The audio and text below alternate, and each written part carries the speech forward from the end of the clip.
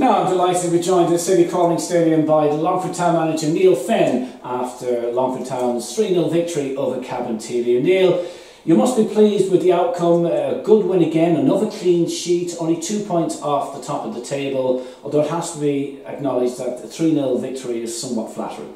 Yeah, I think so. I think that we got an early goal and they made it difficult for us. We didn't get the ball down enough and play. The pitch was a little bit soft, and went in at half time happy enough to be 1-0 up. They came out in the second half, had a good go at us, created a few chances towards the end, and luckily our subs made an impact, and we managed to get another couple of goals. Yeah, you mentioned the subs and their impact. Dean Byrne, of course, he's caught the eye already this season. He came off the bench as well as Peter Hopkins, combined for Peter Hopkins' stunning finish into the far bottom corner, and of course Dean Byrne waltzing past 2 or 3 defenders for a goal in injury time himself.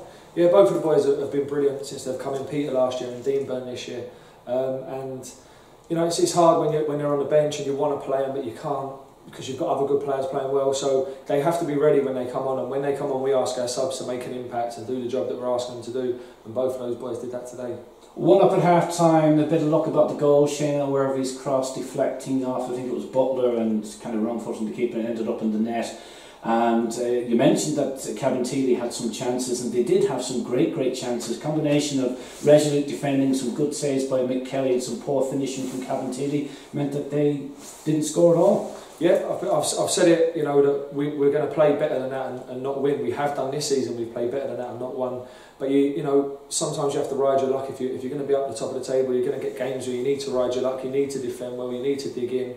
And we did that, and we kept in another clean sheet now. That's 2 in a row for us. So, we're going to build on that going into the tough match next week against And some of their chances, the players were unmarked. Kaleem Simon 1-on-1 with Mick Kelly, and the header from Kevin Knight that he nodded wide, he was unmarked as well. So maybe the defence might just have to tighten up against other teams in the next few games. Like you say, sometimes the game, if you're trying to bring the game forward again, you're going to get caught out sometimes, and the header wide was from a set piece, from a second phase set piece where it's gone to the back post and come back in. So they're the most dangerous ones when players lose their marker. So we look at it as a positive that we've kept another clean sheet. And there's times when we've walked off the pitch having not scored, and the other teams claim the clean sheet when they've been a little bit lucky and we've missed our chances. So it was our turn tonight. Dylan McGlade was suspended tonight, but he's back, I believe, for next week. He's eligible next week. Is that correct? Right? Yeah, Dylan McGlade will be available again next week, and it'd be great to see him back.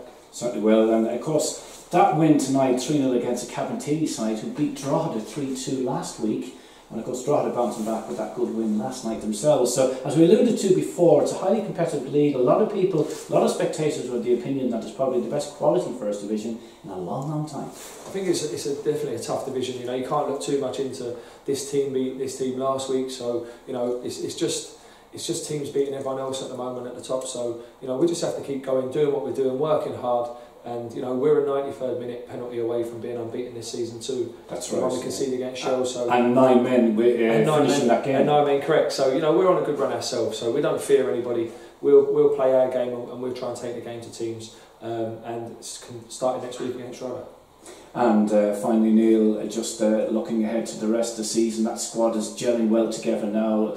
You got compliments on the quality of the football being played last year, and that's happening again this season as well. And the team is really gelling together now and playing some really lovely football again. Yeah, well, obviously at the start of the season you've signed new players. It's tough for them to get to the pace of what we're trying to do. It's difficult in pre-season as well here with the weather sometimes, getting training and getting being able to train on an 11-a-side pitch, a full-size pitch. Sometimes you're only getting half the pitch. So as the summer comes and we get to use a little bit firmer pitches, we can start training a little bit more on a full-size pitch. I'm sure we'll get better. And 2 young local players coming up through the Longford District Schoolboys League and then through the Longford Town underage ranks. Both starting again tonight, like they did last couple of games, Tristan Hoffman and A. Dervin. Yeah, both of them did well tonight. I think that what you'll always get from A is hard work and effort. Probably on the ball tonight wasn't his best game. I thought he probably knows that, but he did very well for us in the centre of midfield. Did a great job. And Tristan as left back made an absolutely phenomenal block. That's right. Almost as good as a goal for us, that one, at 1-0.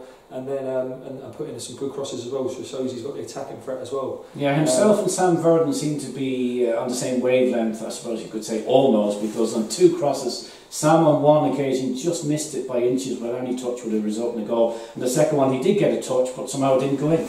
Yeah, I think he was worried about messing his hair up. He didn't do a diving header. I think he should have dived in and headed him, but you know, he probably had his hair cut last night or something. So yeah, like I say, you know, we ask our players to attack the box because they know the ball's going to come in with quality, and it did. And just like you say, a couple of inches missed out. Neale, pleasure as always. Thank you. Brilliant.